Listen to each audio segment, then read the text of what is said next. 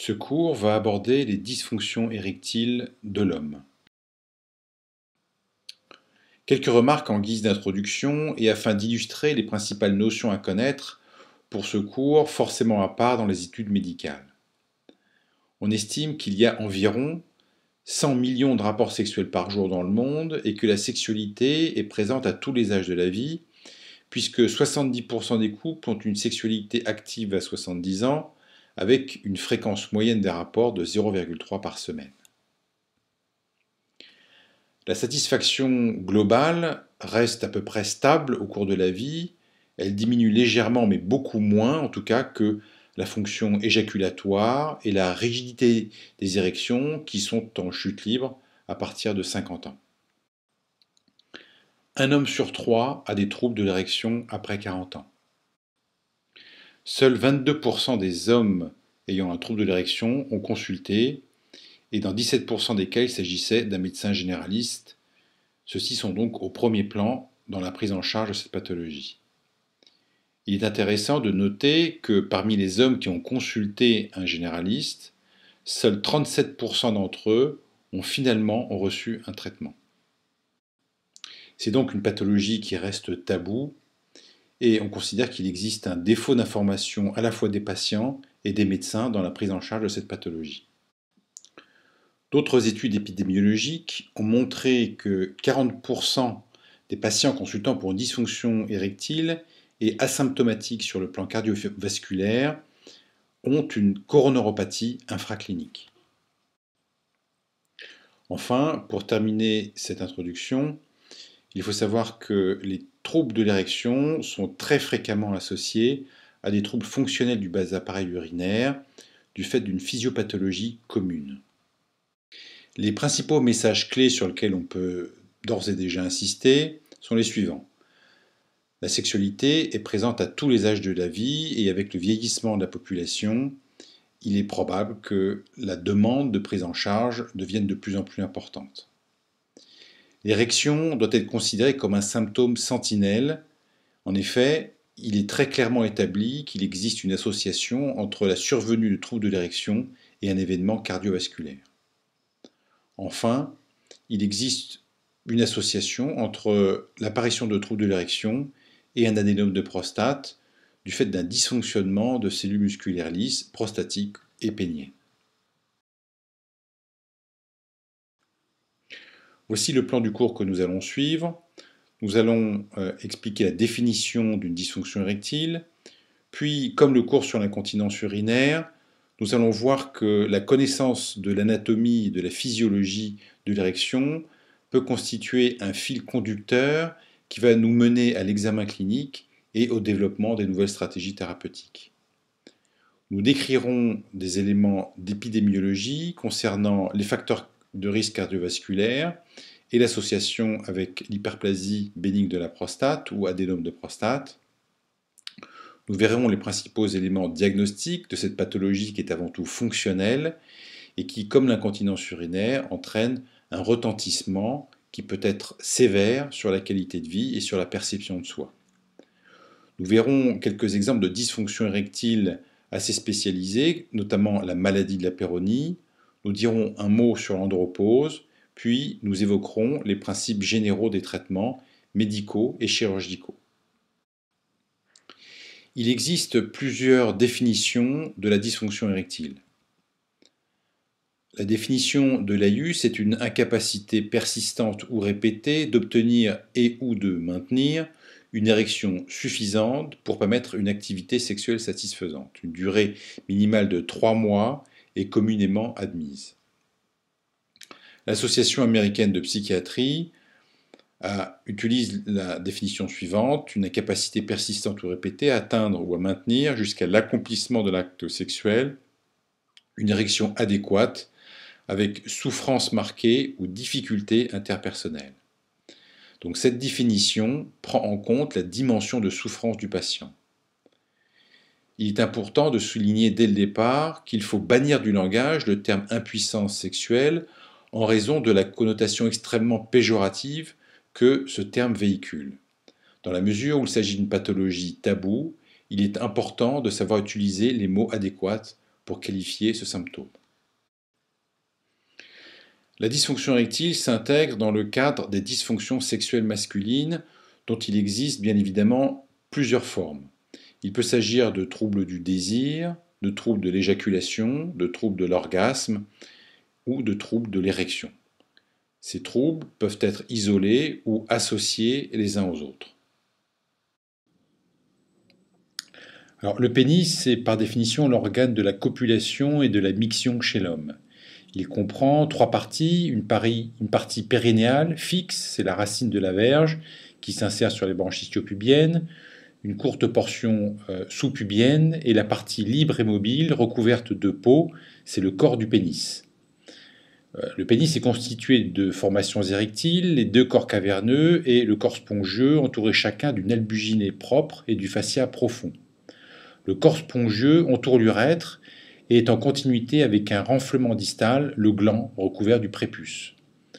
L'urètre se termine au sommet du gland par le méa urétral, ou l'ostium externe. La partie périnéale du pénis est constituée des corps caverneux insérés sur les branches ischio-pubiennes. Le corps du pénis est recouvert d'une peau fine doublée du feuillet superficiel du pénis, l'ensemble constituant le fourreau. En dessous se trouve un tissu conjonctif lâche qui permet un glissement facile entre le fourreau et les plans profonds, c'est-à-dire le fascia profond du pénis ou fascia de Buck et l'albuginée que nous décrirons à la diapositive suivante. Alors, le pénis mesure en moyenne 10 cm de long à l'état de flaccidité et 15 cm en érection. À l'état de flaccidité, le corps de la verge a la forme d'un cylindre qui devient prismatique à l'érection. La partie sous-pubienne est attachée au pubis par le ligament suspenseur de la verge. Alors, la partie mobile de la verge est en rapport avec le scrotum à l'état de flaccidité et en avant de la paroi abdominale pendant l'érection. Concernant la vascularisation et l'innervation, les formations érectiles et l'urètre sont vascularisées par les branches terminales des artères pudendales internes. Le fourreau et le prépuce sont vascularisés par les artères pudendales internes et externes. Les veines péniennes se drainent dans les veines dorsales profondes et superficielles de la verge, puis dans le plexus veineux de Santorini. Les lymphatiques du pénis suivent le trajet des veines dorsales de la verge et se jettent dans les relais rétro-cruraux.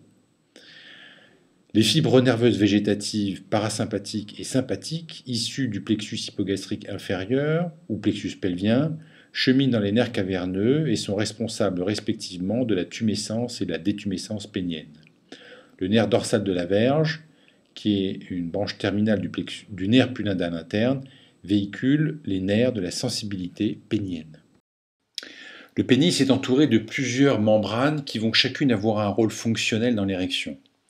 L'albuginée est une épaisse membrane blanchâtre entourant séparément le corps spongieux d'un côté et les deux corps caverneux de l'autre. Le caractère peu expansible de l'albuginée et des corps caverneux explique que lorsque l'apport artériel intracaverneux augmente, ceci s'accompagne d'une augmentation importante de la pression à ce niveau. L'albuginée reste fine autour du corps spongieux où la pression augmente beaucoup moins pendant l'érection, permettant ainsi de ne pas obstruer l'urètre pour laisser éventuellement passage à l'éjaculat.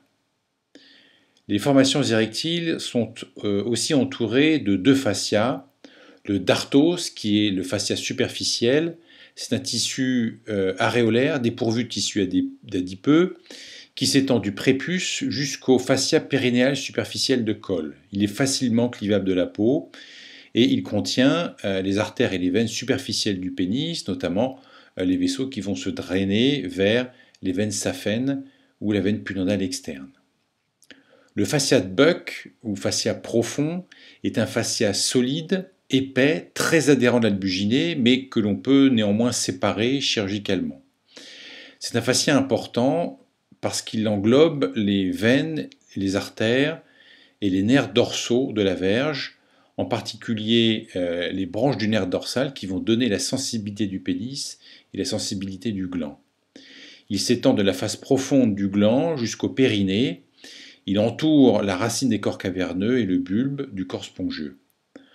Alors, on voit sur cette dissection qui a été prise au cours d'une intervention chirurgicale pour une maladie de la péronie, que nous décrirons plus tard, les différentes enveloppes du pénis. Durant cette intervention, l'albuginée, que vous voyez ici montrée par la flèche blanche, a été ouverte à l'endroit où se développe la maladie de l'albuginée, la maladie de la péronie. L'albuginée ouverte, on peut voir apparaître le tissu érectile en profondeur, qui est un tissu spongieux, aérolaire, qui va donc recevoir le sang lors de l'érection. Pour aborder cette face dorsale du pénis, on est obligé de séparer et de disséquer le fascia de Buck, qui contient les pédicules neurovasculaires péniens. Ce fascia plutôt, et les pédicules neurovasculaires qu'il contient ont été séparés chirurgicalement de l'albuginée et mis sur les lacs bleus de manière à préserver la sensibilité et l'innervation du gland. La vascularisation pénienne peut être explorée par échodoppler pénien. Elle mérite d'être connue car le diagnostic d'obstruction d'une artère caverneuse peut être prédictif d'une atteinte coronarienne.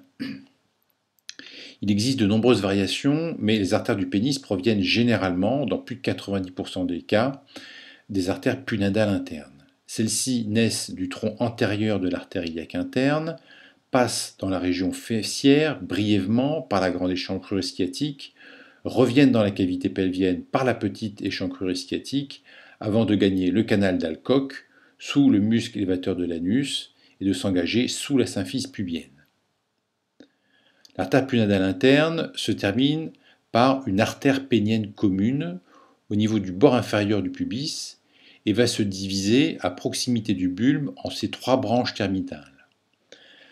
L'artère bulbo-urétrale traverse le fascia de Buck et va donner les artères urétrales qui vont vasculariser l'urètre. L'artère dorsale de la verge chemine dans le fascia de Buck. Elle va donner des artères circonflexes pour les corps spongieux, puis elle va poursuivre son chemin jusqu'au gland qu'elle va pénétrer avant de se distribuer à nouveau au corps spongieux.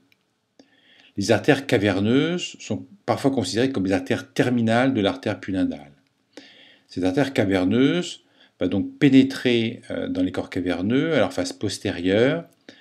Elle va donner des rameaux antérieurs qui vont cheminer le long du corps du pénis et des rameaux récurrents pour les racines du pénis. Dans les corps caverneux, les artères caverneuses donnent les artères hélicines qui vont inonder les espaces sinusoïdes au moment de l'érection. Ces artères caverneuses donnent aussi des branches perforantes longues qui rejoignent le corps spongieux, formant ainsi des shunts spongio-caverneux.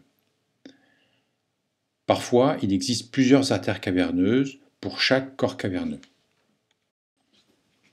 Il existe trois courants veineux, comme on peut le voir sur ce schéma, illustrés par cette dissection prélevée chez un sujet dont les veines ont été opacifiées. Il existe un courant superficiel qui va cheminer dans le fascia de Dartos et va aboutir à une veine dorsale superficielle, elle-même se jetant dans la veine saphène ou la veine punadale superficielle ou externe. Un réseau intermédiaire qui va donner la veine dorsale profonde et qui provient aussi des veines circonflexes. Ce réseau intermédiaire chemine dans le fascia de Buck. Il reçoit des veines émissaires qui jouent un rôle fonctionnel important dans l'érection comme nous allons le voir. Ces veines émissaires traversent l'albuginée et se jettent donc dans ce réseau intermédiaire. Enfin, il existe un réseau veineux profond qui est formé principalement par la veine dorsale profonde qui provient d'un plexus rétrocoronal et va se jeter dans le plexus de Santorini en avant de la vessie et de la prostate. De là, les veines du plexus de Santorini vont rejoindre le système veineux iliaque interne. Le pénis reçoit une double innervation, une innervation végétative, notamment par l'intermédiaire des nerfs caverneux, qui va être responsable des phénomènes de tumescence et de détumescence pénienne, et une innervation somatique véhiculée par le nerf punindal, qui véhicule la sensibilité du pénis, la sensibilité cutanée, et va d'autre part commander la contraction des muscles ischio et bulbo-caverneux jouant un rôle dans l'orgasme. L'innervation végétative provient des plexus hypogastriques inférieurs ou encore nommés plexus pelviens. Ces plexus hypogastriques inférieurs sont situés dans l'épaisseur des lames sacro-recto-génito-pubiennes chez l'homme et la femme. Chez l'homme, ces plexus hypogastriques inférieurs sont de part et d'autre du rectum et de la prostate. De la partie inférieure du plexus hypogastrique inférieur naissent les nerfs caverneux qui vont se joindre aux artères caverneuses et vont se distribuer aux cellules musculaires lisses des espaces sinusoïdes. On a un contingent parasympathique sacré qui provient donc des centres sacrés médulaires. Ces nerfs, qu'on appelle aussi les nerfs érecteurs, empruntent les racines antérieures des racines sacrées et vont apporter l'afflux parasympathique des plexus hypogastriques inférieurs. L'afflux sympathique provient des chaînes lombaires latérovertébrales qui vont se réunir en un plexus hypogastrique supérieur et du tronc sympathique sacral. L'innervation somatique du pénis provient du nerf pudendal, qui est la branche terminale du plexus pudendal. Celui-ci naît des racines antérieures sacrées S2, S3, S4 et va donc donner ce nerf pudendal qui a un trajet similaire à l'artère que nous avons décrite précédemment, c'est-à-dire qu'il va contourner par en arrière l'épine ischiotique pour aborder très rapidement la région fessière avant de revenir dans la région pelvienne en passant sous le muscle élévateur de l'anus dans le canal d'Alcock. Ce nerf important va donner l'innervation motrice des sphincters, en particulier sphincter urétral, des muscles du périnée, ischio-caverneux, bulbo-spongieux, et va aussi donner l'innervation sensitive du pénis. À noter que ce nerf n'est pas que somatique et il présente des anastomoses avec le système végétatif et on a pu mettre en évidence de nombreuses fibres végétatives à l'intérieur du nerf pudendal. Ce schéma simplifié va nous permettre de réviser les principales voies nerveuses impliquées dans l'érection. On rappelle que le plexus pelvien ou plexus hypogastrique inférieur est le centre nerveux végétatif des organes pelviens et des organes génitaux. Il reçoit des afférences sympathiques et parasympathiques. Le contingent sympathique emprunte soit le plexus hypogastrique supérieur provenant des chaînes ganglionnaires latéraux vertébrales issues des centres sympathiques médulaires T11 à L2, soit les troncs sympathiques sacraux. Le contingent parasympathique forme ce que l'on appelle les nerfs érecteurs. Leurs fibres naissent des centres parasympathiques sacrés et empruntent les racines sacrées antérieures avant de rejoindre le plexus pelvien. De la partie inférieure des plexus pelviens naissent les nerfs caverneux qui vont véhiculer les fibres végétatives innervant les formations érectiles. On considère que les fibres parasympathiques sont proérectiles et les fibres sympathiques commandent la détumescence, même si certaines d'entre elles peuvent aussi stimuler l'érection. La sensibilité du pénis est véhiculée par le nerf pudendal, dont l'origine est le noyau d'Onuf dans la moelle sacrée. De là partent aussi des fibres motrices pour les muscles ischio et bulbo-caverneux. Nous allons voir maintenant quelques éléments de physiologie vasculaire de l'érection. Comme nous l'avons dit précédemment, le pénis est considéré comme une éponge active, vasculaire et autonome, c'est-à-dire qu'elle agit sous commande végétative. 50% du volume du pénis est constitué de cellules musculaires lisses, 40% de tissu conjonctif, en particulier l'albuginé, et 10% de structures vasculo-nerveuses.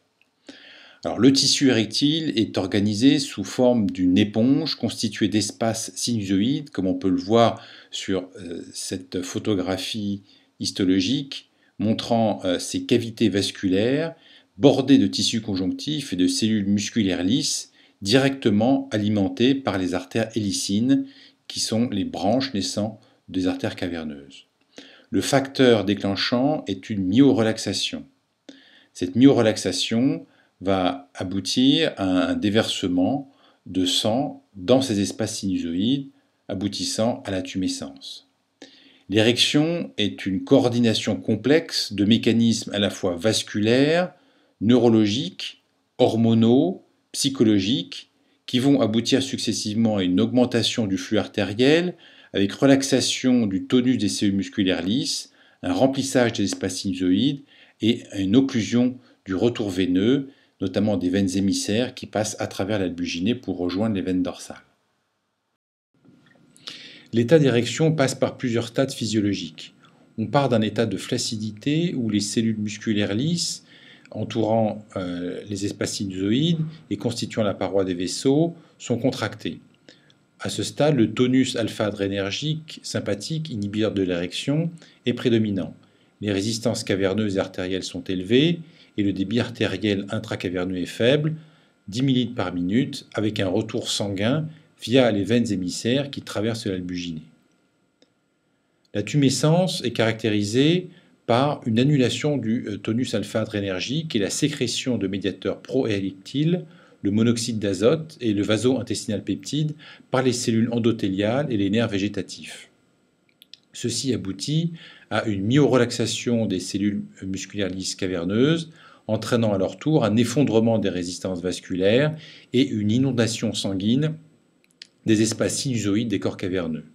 La pression intracaverneuse augmente jusqu'à 50 mm de mercure. Survient ensuite la phase d'érection proprement dite, avec une augmentation considérable de la pression intracaverneuse, allant jusqu'à 120 mm de mercure, entraînant une quasi-occlusion des artères caverneuses, une mise en tension de l'albuginée et une diminution ou un arrêt du retour veineux par fermeture des veines émissaires comprimées par l'albuginée mise en tension. Il s'y associe une contraction des muscles ischio- et bulbo-caverneux qui vont encore augmenter la rigidification de la verge. Enfin, survient l'éjaculation sous commande du système sympathique. Il existe un centre médulaire sacré qui a été découvert récemment. L'éjaculation se fait d'abord par émission de sperme dans l'urètre postérieur, puis l'éjaculation proprement dite survient avec expulsion vers l'extérieur du sperme. Il est intéressant de voir que l'on peut explorer les différentes phases vasculaires de l'érection par échodoppler pénien avec injection de substances vasoactives déclenchant une érection. À l'état de flaccidité, l'échodoppler montre un petit pic systolique et un pic diastolique nul ou très faible. Puis survient la phase de tumescence pénienne caractérisée par une augmentation de la vitesse systolique et apparition d'une onde diastole positive. La pression augmentant encore dans les corps caverneux va entraîner l'apparition d'une encoche dans l'onde diastolique. Puis survient la phase d'érection avec une pression intracaverneuse pouvant atteindre 120 mm de mercure. Cette pression est si élevée qu'elle va entraîner une annulation de la diastole et la modification du pic systolique devenant alors plus petit et plus étroit. Au stade d'érection complète, on note une inversion du pic diastolique et une pression intracaverneuse proche de la pression d'occlusion systolique. L'échodoppler pénien est réalisé avec une injection de prostaglandine E1 et on va mesurer d'une part le pic de vélocité systolique artérielle dans les artères caverneuses ou PSV et le pic de vélocité artérielle en fin de diastole ou EDV. On peut aussi mesurer l'index de résistance vasculaire. Par définition, une insuffisance artérielle est définie par un PSV inférieur à 25 cm par seconde, 5 minutes après l'injection de prostaglandine E1 ou d'alprostadil. Une insuffisance veineuse ou dysfonction caverno-occlusive est caractérisée par la persistance d'un pic diastolique ou EDV supérieur à 5 cm par seconde, s'accompagnant en général d'une rapide détumescence pénienne associée à un pic de vélocité systolique normale, c'est-à-dire supérieure à 25 cm par seconde.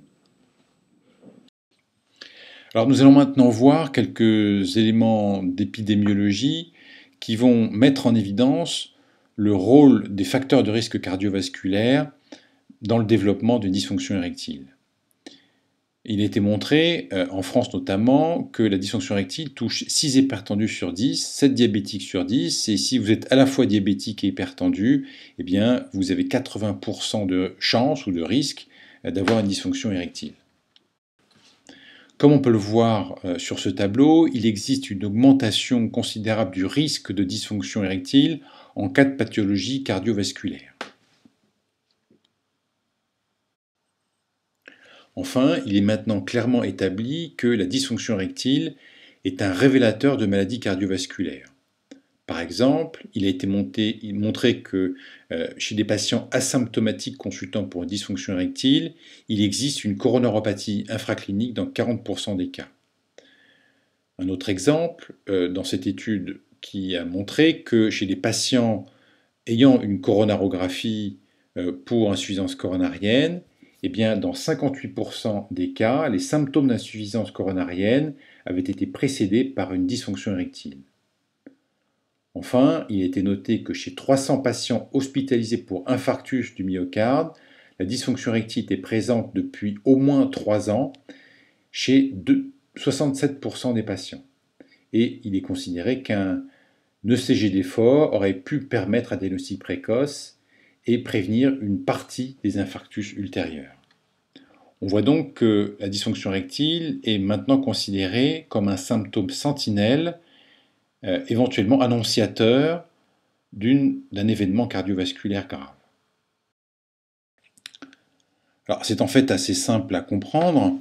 Si l'on considère le diamètre d'une artère pénienne et celui d'une artère coronaire ou d'une artère carotide ou fémorale, avec une même plaque d'athérome, eh bien, on voit que cette plaque d'athérome va préférentiellement obstruer d'abord une artère pénienne avant d'obstruer une artère coronaire dont le diamètre est plus important.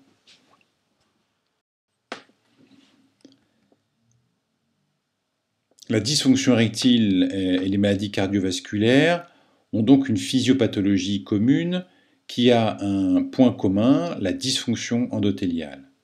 Cette dysfonction endothéliale, qui résulte d'un stress oxydatif, d'une altération de la fonction des cellules endothéliales, eh bien, peut être causée par tous les facteurs de risque cardiovasculaire bien connus maintenant, le diabète, l'hypertension, l'obésité, l'hyperlipidémie et bien sûr le tabagisme. Enfin, comme nous l'avons dit en introduction, il existe une physiopathologie commune de la dysfonction érectile et des maladies prostatiques, en particulier l'adénome de prostate. Dans les deux organes, il existe des cellules musculaires lisses qui doivent se relâcher au moment de l'érection et qui doivent se relâcher aussi dans la prostate au moment d'une miction.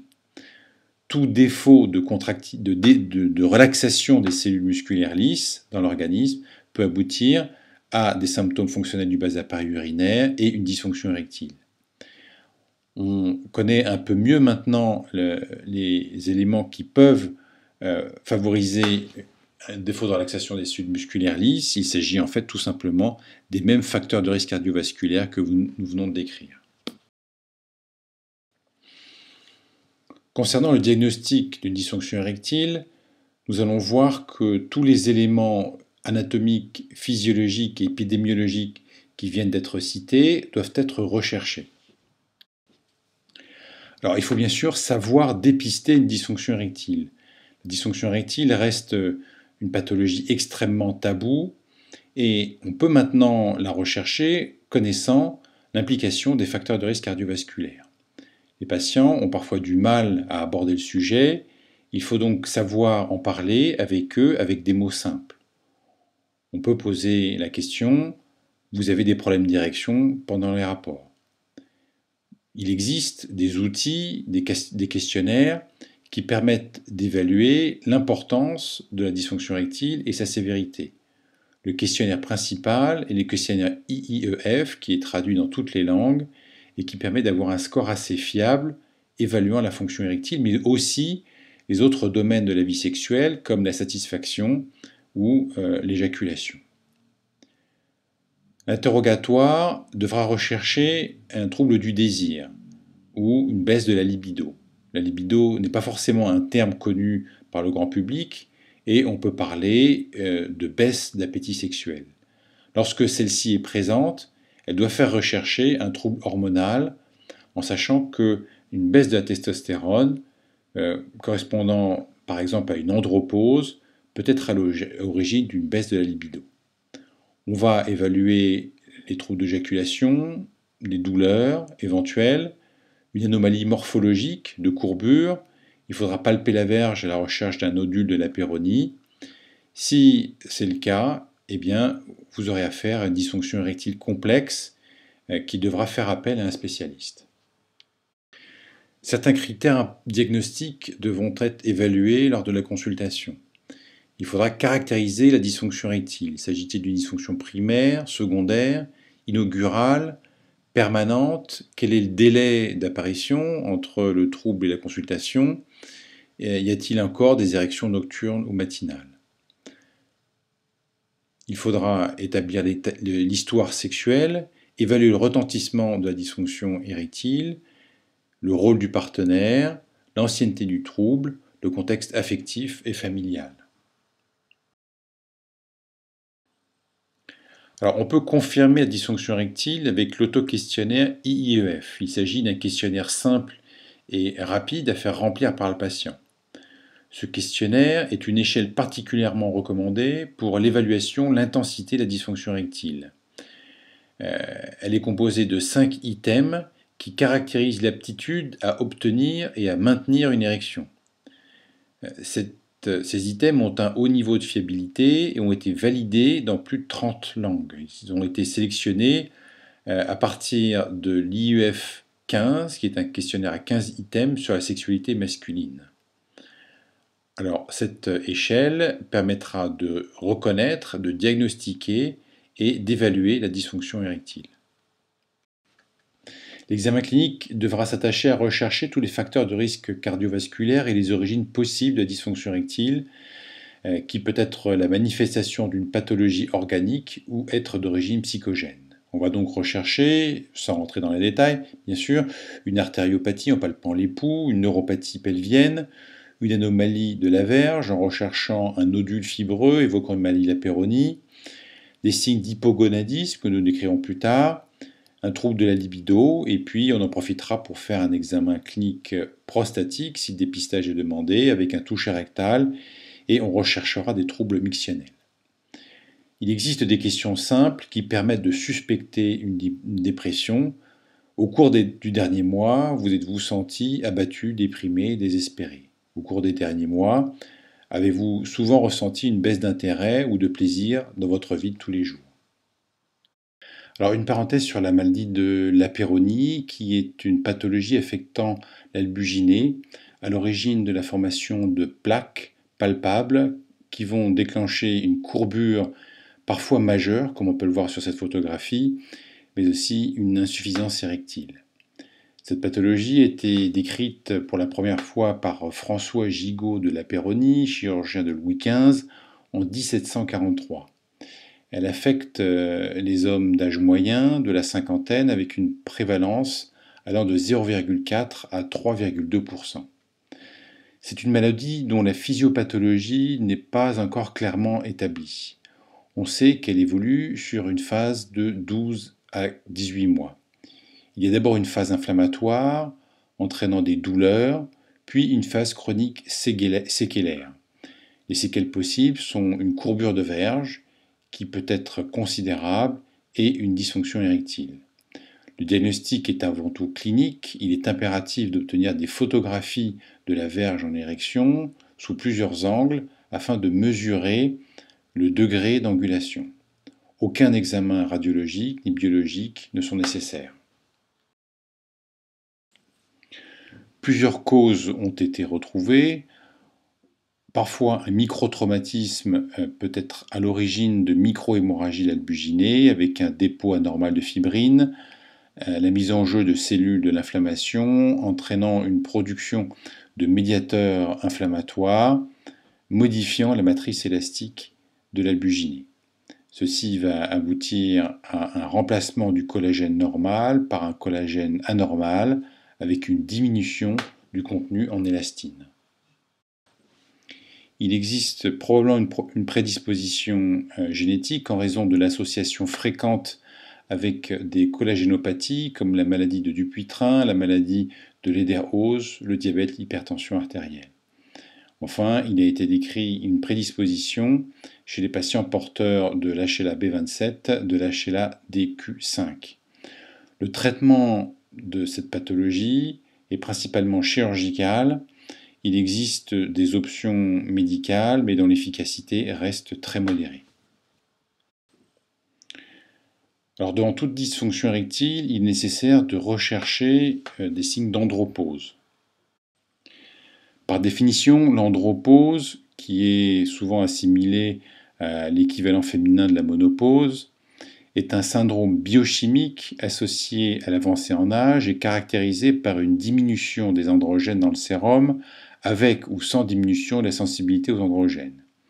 Il peut induire une altération significative de la qualité de vie et affecter de manière néfaste la fonction de plusieurs organes.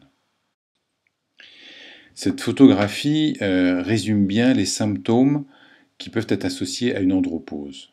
On note une diminution du désir sexuel et de la qualité des érections, notamment nocturnes, des modifications de l'humeur, de l'activité intellectuelle, des capacités d'orientation dans l'espace, une humeur dépressive et un caractère irritable. Il existe une diminution de la masse maigre et du volume musculaire, une diminution de la pilosité et des altérations cutanées. On note aussi une diminution de la densité minérale osseuse, pouvant aboutir à une ostéopénie et une ostéoporose. Enfin et surtout, il existe une augmentation de la graisse viscérale. Alors, l'intensité de ces symptômes varie en fonction de la profondeur du déficit androgénique. Il faut savoir qu'une dysfonction érectile ne survient qu'assez tardivement en cas d'andropause pour des déficits très marqués du taux de testostérone. En revanche, il faut savoir qu'un déficit androgénique peut être à l'origine d'un défaut d'efficacité des IPDE5 comme le Viagra, car les récepteurs sont très sensibles à l'imprégnation androgénique. Chez des patients à risque d'hypogonadisme ou chez lesquels on suspecte un hypogonadisme, en rapport ou non avec une andropause, les examens biologiques suivants devraient être pratiqués. Un prélèvement de la testostérone sérique entre 8h et 11h du matin, heure à laquelle le taux d'hormone est le plus élevé.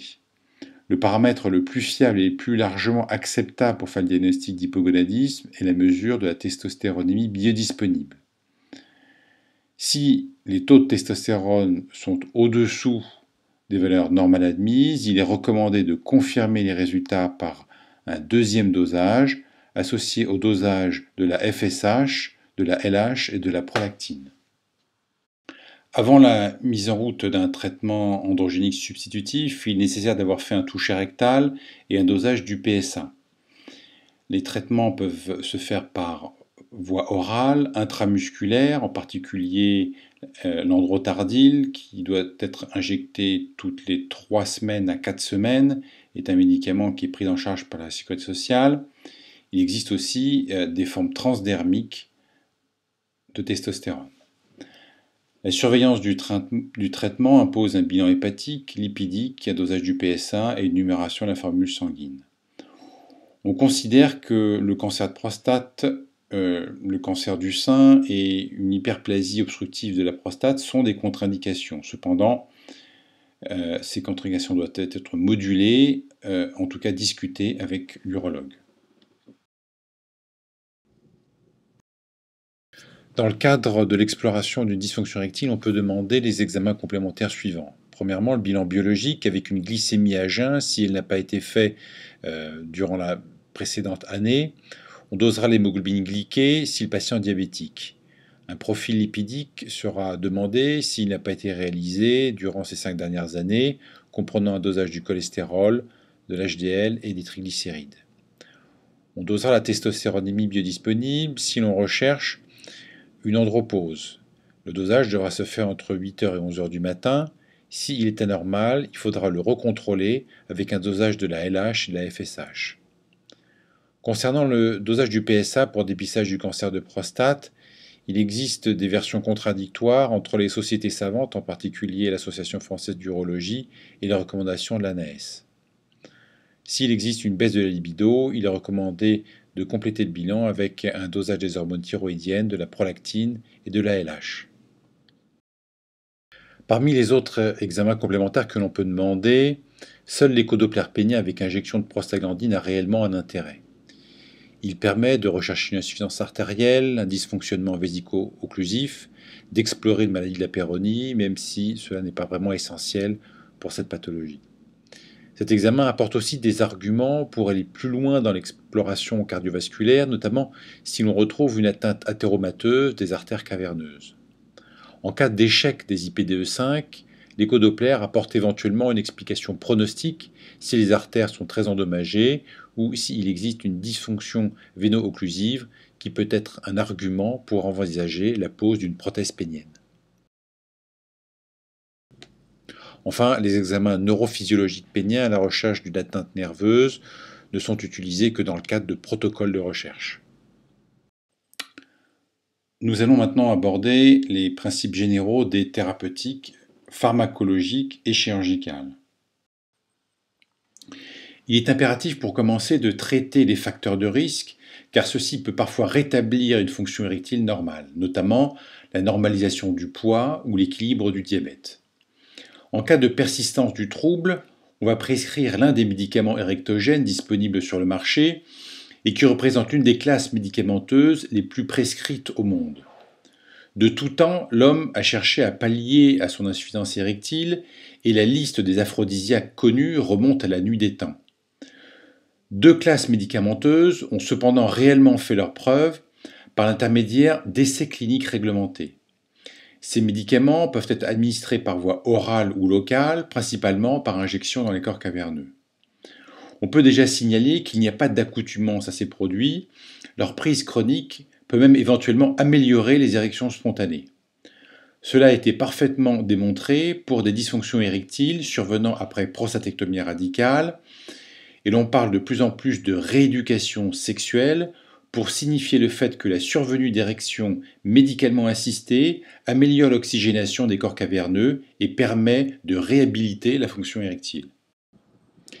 Les inhibiteurs de la phosphodiestérase de type 5 représentent sans aucun doute la classe médicamenteuse qui doit être prescrite en première intention.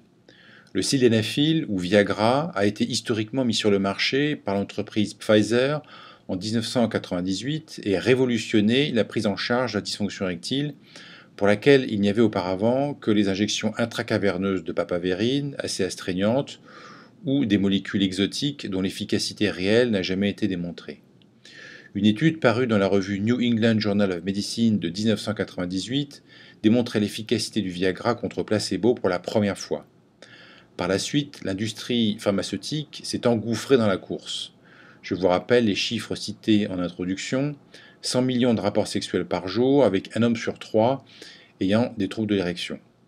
Vous pouvez imaginer les gains envisagés et de nouvelles molécules sont apparues sur le marché. On peut citer les plus connus, tadalafil, vardenafil, avanafil.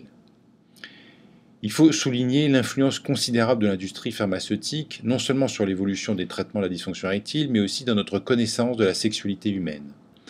En effet, un grand nombre d'études d'envergure a été financées par l'industrie pharmaceutique afin de justifier la prise d'IPDE5 dans certaines populations ciblées, permettant d'étendre les indications de ces nouvelles classes médicamenteuses. Ces molécules ont été testées dans des essais cliniques dans à peu près toutes les étiologies connues de dysfonction érectile organique. Alors, que faut-il savoir des IPDE5 ? Eh bien, ils ne sont pas tous équivalents, nous allons voir tout de suite leur mode d'action, mais il faut savoir qu'ils ont chacun une sélectivité propre pour les récepteurs de la phosphodiestérase et une durée d'action différente. La molécule tadalafil a incontestablement tiré son épingle du jeu et a supplanté très rapidement le Viagra du fait d'une demi-vie beaucoup plus longue, 36 heures versus 8 heures pour le Viagra, la faisant qualifier de pilule du week-end que l'on peut prendre le vendredi soir pour être couvert jusqu'au dimanche. D'autre part, l'entreprise Lilly, commercialisant le Cialis, a financé une partie des études montrant l'interaction entre hypertrophie bénigne de la prostate et dysfonction érectile aboutissant à une autorisation de mise sur le marché du Cialis pour les hommes ayant à la fois un adénome de prostate et une dysfonction érectile. Le dernier venu sur le marché, l'avanafil, a été présenté avec l'argument de vente qu'il agit très rapidement en 15 minutes. Le Levitra a été présenté comme une molécule à très forte affinité, avec peut-être un intérêt dans les formes sévères de dysfonction érectile, comme après prostatectomie radicale. Enfin, il existe une forme de Cialis, faiblement dosée à 5 mg, nécessitant une prise non pas à la demande avant chaque rapport, mais en prise quotidienne, de manière systématique, évitant ainsi la programmation de prise et la perte de spontanéité qui reste un frein pour certains patients. On voit donc qu'il existe des particularités pour chaque molécule qui fait suggérer un traitement à la carte pour chaque patient en fonction de sa sexualité. Quoi qu'il en soit, l'efficacité de ces molécules est entre 65 et 85% dans la population générale et plus faible dans certaines dysfonctions érectiles organiques comme après prostatectomie radicale. Il est important de signaler aux patients que pour être efficace, ce traitement nécessite une stimulation sexuelle, car il s'agit avant tout d'un facilitateur de l'érection et non d'un inducteur de l'érection. Ceci signifie que si vous n'êtes pas disposé, eh bien vous n'aurez pas d'érection sous Viagra. Enfin, il faut signaler que ces médicaments ne sont pas pris en charge par la sécurité sociale, ni par les mutuelles, y compris lorsqu'il existe une dysfonction érectile organique. On verra que ce n'est pas le cas pour les substances injectables par voie intracaverneuse. Le Viagra et le Cialis ont été génériqués. Ils coûtent environ 2 à 3 euros le comprimé, contre une quinzaine d'euros auparavant. Il est important de connaître le mécanisme d'action des IPDE5 afin de comprendre les limites du traitement. L'érection est liée à une relaxation des cellules musculaires lisses péniennes. Cette relaxation est liée au relargage de médiateurs de l'érection, principalement le monoxyde d'azote ou oxyde nitrique, par les nerfs caverneux et les cellules endothéliales. Ce NO va pénétrer dans la cellule et activer la GMP cyclique, aboutissant à la sortie du calcium intracellulaire et donc à la relaxation de la cellule musculaire. La phosphodiesterase de type 5 est une enzyme intracellulaire dont la fonction est d'inactiver la GMP cyclique, de manière à stopper ce mécanisme et à favoriser le retour à la flaccidité. Un inhibiteur de cette enzyme va donc agir en empêchant la dégradation de la GMP cyclique, pérennisant ainsi l'érection qui va être beaucoup plus facile et prolongée. On comprend donc d'une part pourquoi il est nécessaire d'avoir une stimulation sexuelle avec relargage de NO pour que ce traitement agisse. D'autre part, si la dysfonction érectile est liée à une altération profonde de la vascularisation et de l'innervation pénienne, comme après une prostatectomie radicale, eh bien, les IPDE5 seront beaucoup moins efficaces du fait de l'absence de relargage de NO. Alors, quels sont les effets secondaires et les contre-indications de ces médicaments parmi les plus prescrits au monde et qui font l'objet d'un nombre considérable de contrefaçons particulièrement dangereuses? Les effets secondaires sont liés à l'ubiquité des phosphodiesterase, qui sont présentes notamment dans le système nerveux central, dans l'œil, la sphère ORL, ce qui peut occasionner des effets secondaires mineurs comme des vertiges, une rougeur du visage, des troubles de la vision, des couleurs, un nez bouché. Mais il faut savoir que des effets secondaires graves et même des décès par accident vasculaire ont été rapportés après la mise sur le marché du Viagra en 1998. Ceci a conduit les andrologues et les cardiologues à travailler de concert pour établir des règles de prescription. Les inhibiteurs des phosphodiesterase, en entraînant un relâchement des cellules musculaires lisses, peuvent entraîner une chute tensionnelle qui peut être mortelle en cas de prise concomitante de dérivés nitrés. La prise de dérivés nitrés est donc une contre-indication absolument formelle.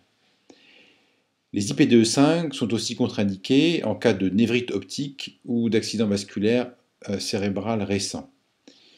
Il y a une contre-indication relative en cas de trithérapie chez les patients séropositifs et des précautions sont à prendre chez les patients sous alpha-bloquants pour adénome de prostate, les deux médicaments ne devant pas être pris en même temps du fait d'un relâchement des cellules musculaires lisses aussi occasionné par les alpha-bloquants.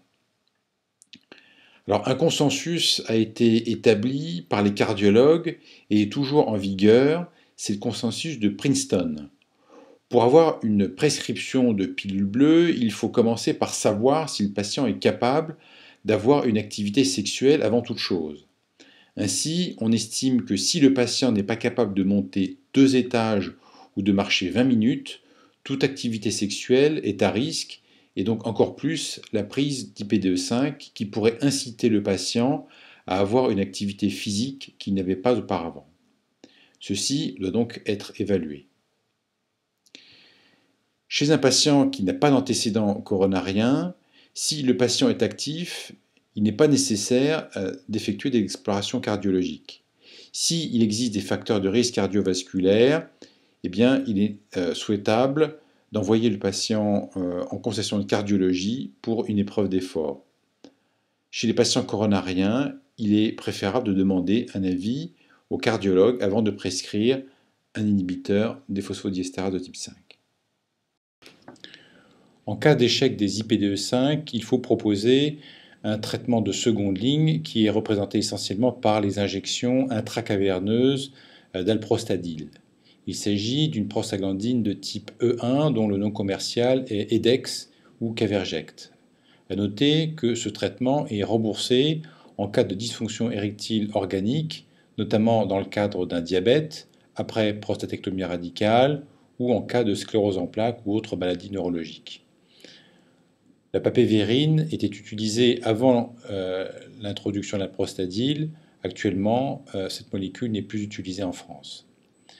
Les injections intracaverneuses sont des inducteurs de l'érection, c'est-à-dire qu'ils forcent l'érection par sortie du calcium, quel que soit le statut neurologique et vasculaire. On peut citer ici le cas particulier de la dysfonction érectile survenant après prostatectomie radicale, qui est l'une des étiologies les plus sévères et plus difficiles à traiter. La dysfonction érectile survient immédiatement après la prostatectomie et nécessite une prise en charge précoce et active dans les 3 mois afin d'éviter une cascade d'événements cellulaires pouvant aboutir à une perte définitive des érections. En effet, la prostatectomie radicale entraîne inéluctablement, et ce quelle que soit la technique utilisée, des lésions des nerfs caverneux qui peuvent être par étirement simple ou section délibérée afin de limiter le risque de récidive tumorale. Il se produit alors ce que l'on nomme une neurapraxie qui, associée à une atteinte vasculaire à la fois artérielle et veineuse, peut aboutir à une apoptose diffuse des cellules caverneuses. Il s'ensuit une fibrose qui aboutit à l'apparition d'une dysfonction caverno-occlusive avec rétraction du pénis. Lorsque la dysfonction caverno-occlusive est installée, la plupart des traitements érectogènes sont inefficaces, car même si le débit sanguin artériel est suffisant, les fuites veineuses font que toute érection est inefficace. Alors pour éviter cette cascade d'événements cellulaires qui peut aboutir à une fibrose, eh bien, on va proposer très rapidement un régime de traitement soutenu visant à entretenir les érections pour réoxygéner les corps caverneux. C'est le principe de la réhabilitation ou rééducation sexuelle. Les injections intracaverneuses représentent le traitement qui fonctionne le mieux dans ce cadre-là, même si ces érections sont parfois très douloureuses, particulièrement après prostatectomie radicale. Il faut essayer de maintenir le plus possible la réalisation des injections intracaverneuses afin d'éviter la pérennisation des lésions cellulaires. Ce traitement nécessite un suivi régulier tous les 6 mois jusqu'à réapparition éventuelle d'érections spontanées. De plus en plus, on associe les IPDE5 aux injections intracaverneuses dans le but d'obtenir une érection maximale chez ces patients. Alors, voici comment on réalise cette injection intracaverneuse. Le produit doit être mélangé en poussant sur le piston de la seringue. La verge est préparée, nettoyée, soit avec de l'alcool, soit avec du savon simplement. Il va falloir piquer sur la face latérale de la verge et ne pas piquer au-dessus, là où passent les pellicules neurovasculaires, ni en dessous, là où passe le canal de l'urètre. L'injection se fait perpendiculairement à la verge en enfonçant complètement l'aiguille à la racine de la verge. L'érection survient en général 2 à 5 minutes après l'injection. Il est nécessaire de commencer par une très faible dose, de manière à ne pas avoir de priapisme lors de la première injection. Le patient adaptera ensuite les doses progressivement chez lui jusqu'à obtenir une érection suffisante. Il est impératif de prévenir du risque de priapisme avec ce traitement, qui est une véritable urgence, avec le risque, s'il se prolonge, d'entraîner des lésions péniennes majorées qui vont encore aggraver la dysfonction érectile. Plus récemment, une nouvelle forme d'alprostadil a été mise sur le marché qui permet son utilisation par injection intra-urétrale et évite donc la piqûre dans les corps caverneux. Cette molécule, le Vitaros, est donc une association d'alprostadil et d'une molécule qui permet la diffusion de l'alprostadil au travers la muqueuse. Ce traitement est encore en cours d'évaluation. En cas d'échec des traitements médicaux, on va proposer un traitement mécanique ou un traitement chirurgical. C'est ce que nous allons voir maintenant. Il s'agit principalement du vacuum ou de la pompe à vide, des prothèses et implants péniens, des gestes de revascularisation artérielle ou des tentatives de chirurgie veineuse pour traiter les fuites veineuses. Le vacuum ou pompe à vide est un dispositif médical qui entraîne une dépression autour du pénis à l'origine d'un afflux sanguin à la fois veineux et artériel dans les corps caverneux. Ce traitement, qui a mauvaise presse en France, est pourtant fréquemment utilisé dans les pays anglo-saxons. Il trouve une indication particulière dans la prise en charge des dysfonctions érectiles complexes et sévères, notamment après prostatectomie radicale, afin d'éviter les phénomènes de fibrose et de rétraction pénienne. On parle ainsi de rééducation sexuelle pour décrire cette utilisation régulière de vacuum, associée ou non à des traitements médicaux type IP2/5 ou alprostadil, afin de réparer ou limiter les lésions cellulaires péniennes à l'origine de la dysfonction érectile. Alors, le vacuum n'augmente pas la taille du pénis, mais est susceptible d'augmenter la rigidité du pénis. Il trouve aussi une indication en cas de fuite veineuse, avec l'utilisation d'un anneau compressif à la racine de la verge. La pose d'implant pénien est indiquée lorsque le traitement médical n'est pas satisfaisant pour le patient. Il en existe plusieurs types, mais qui sont tous composés de 2 cylindres implantés dans les corps caverneux, en lieu et place du tissu érectile, qui est donc sacrifié pour laisser la place au dispositif. Il existe des implants semi-rigides ou malléables, très peu utilisés de nos jours, et des prothèses gonflables 3 pièces. Les implants malléables ont une consistance qui rappelle celle du plomb, c'est-à-dire qu'ils ont une mémoire de forme, gardant la position et l'orientation dans lesquelles on les laisse. De nos jours, la prothèse pénienne de référence est la prothèse hydraulique 3 pièces, constituée de 2 cylindres gonflables placés dans les corps caverneux, un réservoir placé dans la cavité abdominale et une pompe scrotale, qui est la seule partie palpable, permettant de faire transiter du sérum physiologique entre le réservoir et les cylindres. Le patient peut choisir de gonfler ces cylindres en appuyant sur la pompe, se mettant ainsi en érection, ou revenir à l'état de flaccidité. Les sensations sont identiques à une érection normale dans la mesure où la prothèse est implantée entièrement par voie scrotale à distance du nerf dorsal de la verge. C'est le traitement qui donne le taux de satisfaction le plus élevé, même si les complications sont possibles, bien que rares. Ces complications sont principalement une infection ou une défaillance du matériel. L'infection est redoutable car elle nécessite l'ablation de la prothèse pénienne. Les implants péniens sont aussi des prothèses très robustes, avec une espérance de vie supérieure à 85% à 5 ans. Il était souvent proposé en dernière intention en France, généralement après des années de galère pour les patients, avec des injections intracaverneuses douloureuses et inefficaces. Ce n'est pas le cas dans les pays anglo-saxons, où le taux d'implantation de prothèses péniennes est considérablement plus élevé. La tendance actuelle en France est désormais d'envisager ce traitement en cas de non-satisfaction du traitement médical sans trop attendre.